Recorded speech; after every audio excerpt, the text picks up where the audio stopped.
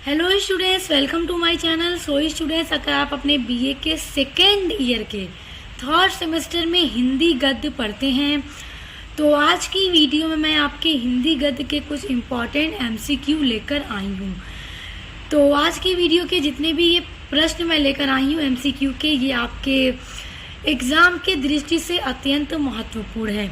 और जिस भी यूनिवर्सिटी में एमसीक्यू पर एग्ज़ाम होता है तो उन सभी स्टूडेंट्स के लिए आज का वीडियो बहुत ज़्यादा इम्पॉर्टेंट होने वाला है। तो वीडियो को पूरा एंड तक देखिएगा, क्योंकि मैं वही क्वेश्चंस आज की वीडियो में बताऊंगी जो आपके एग्ज़ाम में पूछे जाएंगे।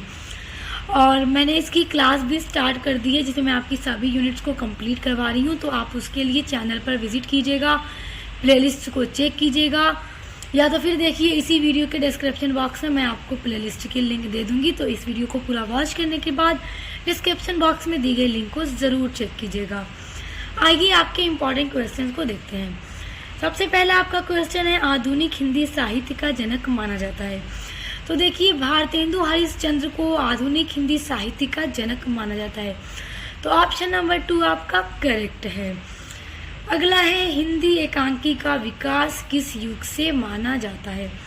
तो देखिए, हिंदी एकांकी का विकास जो है वो छायावादी युग से माना जाता है। तो आप लोग याद रखिएगा, छायावादी युग ऑप्शन नंबर 1 आपका राइट है। अगला है, हिंदी का प्रथम मौलिक उपन्यास माना जाता है। तो देखिए, जब हमने आपकी यूनिट पढ़ी थी तब भी हमने इसको देखा था कि परीक्षा गुरु को ही हिंदी का पहला मौलिक उपन्यास माना जाता है। तो ऑप्शन नंबर 3 आपका राइट है। फिर है, गबन उपन्यास के रचनाकार हैं। तो देखिए, गबन उपन्यास के रचनाकार मुंशी प्रेमचंद्र हैं। तो प्रेमचंद्र ऑप्शन नंबर 1 आपका राइट है। और देखिए स्टूडेंट्स, अगर आप लोगों ने मेरे साथ यूनिट्स पढ़ी हैं, क्लास की है, तो आपको पता होगा जहाँ पर भी इस टाइप के क्वेश्चन आते हैं जो आपके ऑब्जेक्टिव्स में पूछ सकते हैं, मैं वहीं पर आपको बता देती हूँ। तो आप लोग क्लास भी करते रहिएगा जो मैं कराती हूँ, और उसके अलावा मैं ये सब आपके लिए अपलोड करती रहूँगी ऑब्जेक्टिव्स टाइप इम्पॉर्टेंट क्वेश्चन। अब देखिए, अगला है, आवारा मसीहा के रचनाकार हैं। तो आवारा मसीहा के जो रचनाकार हैं वो है विष्णु प्रभाकर। ऑप्शन नंबर 3 आपके करेक्ट हैं। अब देखिए, अगला है, रानी केतनी की कहानी के लेखक हैं। अब इस कहानी के लेखक हैं इंशा अल्लाह खां। तो रानी केतनी की कहानी के लेखक इंशा अल्लाह खां हैं। ऑप्शन नंबर 3 आपका करेक्ट है। और देखिए, हर जो करेक्ट ऑप्शन है उसमें मैं टिक इसलिए लगा देती हूँ ताकि आपको, अगर आप चाहें तो इसको स्क्रीनशॉट ले लें, ताकि आप लोग बाद में भूल ना जाएं स्क्रीनशॉट लेने के बाद कि कौन सा ऑप्शन हमारा करेक्ट था। तो इस तरह आप इसको स्क्रीनशॉट लिए रहेंगे तो जब आप इसको देखेंगे तो आपको फौरन याद आ जाएगा, क्योंकि ऑप्शन आपको देख के पता चल जाएगा। अब देखिए, अगला इम्पॉर्टेंट है, कल्प वृक्ष निबंध के लेखक हैं। तो वासुदेव शरण अग्रवाल कल्प वृक्ष निबंध के लेखक हैं। ऑप्शन नंबर 3 करेक्ट है। फिर है, मुंशी प्रेमचंद्र ने उपन्यास लिखा है। इसमें से कौन सा उपन्यास मुंशी प्रेमचंद्र का है। तो गोदान जो है वो मुंशी प्रेमचंद्र का उपन्यास है। ऑप्शन नंबर 1 आपका राइट है। देखिए, अगला जो क्वेश्चन है बहुत ज़्यादा इम्पोर्टेंट है और अक्सर एग्जाम में पूछा जाता है। क्वेश्चन आपका ये है कि हिंदी की प्रथम कहानी है। तो हिंदी की जो प्रथम कहानी है वो इंदुमती है। इसको याद रख लीजिए, ये क्वेश्चन हर हाल में आपके पेपर में पूछ सकता है। अगला है, पर्दा कहानी के रचनाकार हैं। तो पर्दा कहानी के रचनाकार यशपाल हैं। तो याद रखिए, यशपाल पर्दा कहानी के लेखक हैं। अगला है, रॉबर्ट नरसिंह होम रचना की विधा है। देखिए, ये जो है रॉबर्ट नरसिंह होम वो रिपोर्ताज विधा की रचना है। रिपोर्ताज एक हिंदी गद्य की विधा है और रॉबर्ट नरसिंह होम इसी विधा की रचना है। अगला आपका प्रश्न है बहुत इम्पोर्टेंट, निबंध विधा का सर्वाधिक विकास हुआ। तो देखिए, छायावादी युग में निबंध का बहुत ज़्यादा विकास हुआ था। तो आप लोग इसको याद रख लीजिएगा, हमने एक एक टॉपिक को एकदम डिटेल में पढ़ रखा है आपके यूनिट्स के अंदर। तो आप लोग क्लास कर लीजिएगा, लिंक दे दूंगी मैं आपको। अब देखिए, द्विवेदी युग की पत्रिका नहीं है। तो द्विवेदी युग की पत्रिका, इसमें से हिंदी प्रदीप नहीं है। तो याद रखिएगा, ये बहुत इंपॉर्टेंट है। इस तरह से भी पूछ सकता है, हिंदी प्रदीप मतलब कि किस युग की पत्रिका नहीं है। ऑप्शन में कई युग दे देंगे आपको, तो द्विवेदी युग की पत्रिका नहीं है। अब देखिए, प्रेम और परिवार की विधा है। तो ये संस्मरण विधा है, प्रेम और परिवार। तो ऑप्शन नंबर घ आपका करेक्ट है। फिर है मेरी जीवन यात्रा किसकी आत्मकथा है? तो ये आत्मकथा जो है वो राहुल सांस्कृत्यायन की आत्मकथा है। और आत्मकथा मैंने आपको पढ़ाया था कि एक व्यक्ति की अपने हाथों के द्वारा लिखी गई अपने ही जीवन की पूरी कहानी आत्मकथा कहलाती है।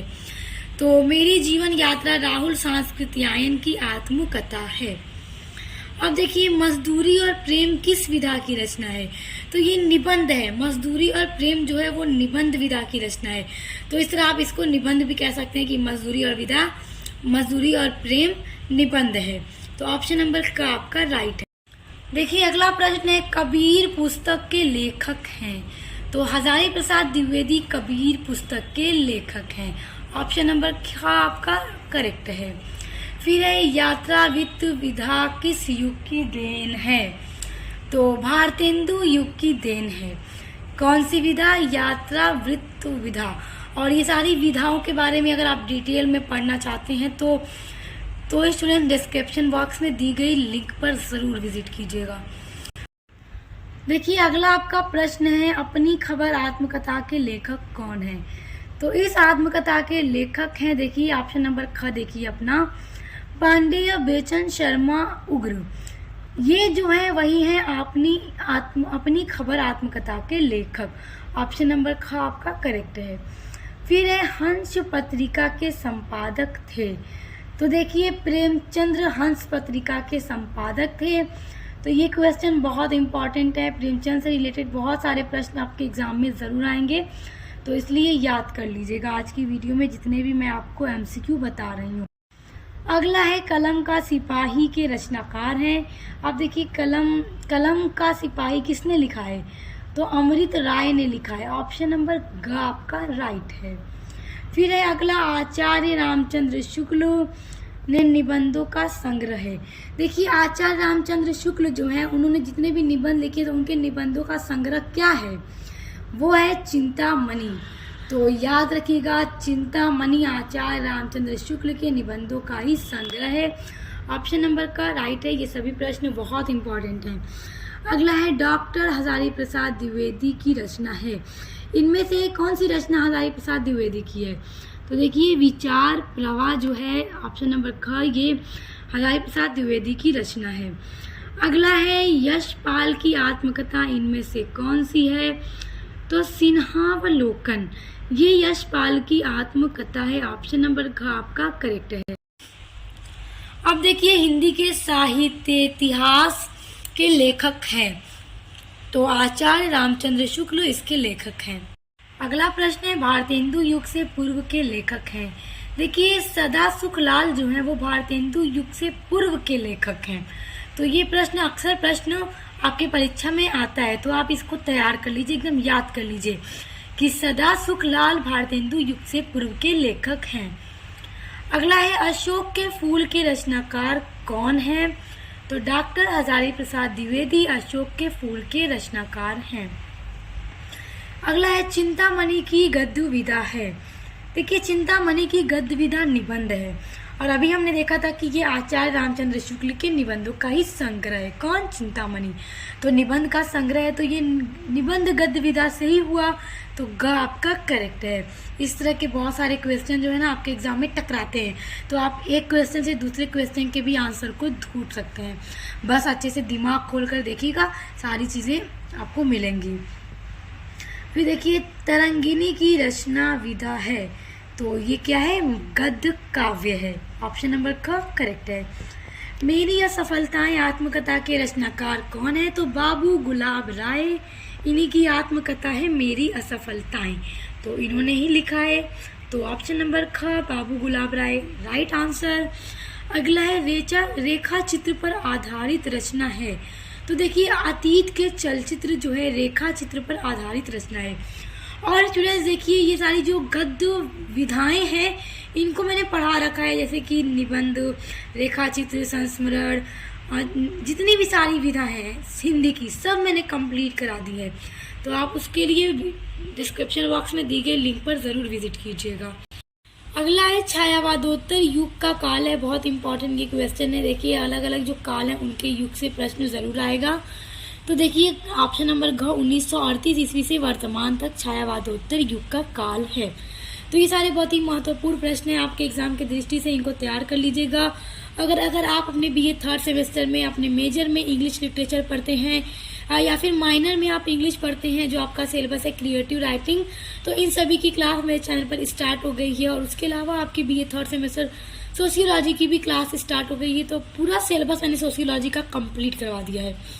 तो आप अगर उनको पढ़ते हैं तो चैनल पर विजिट कीजिए।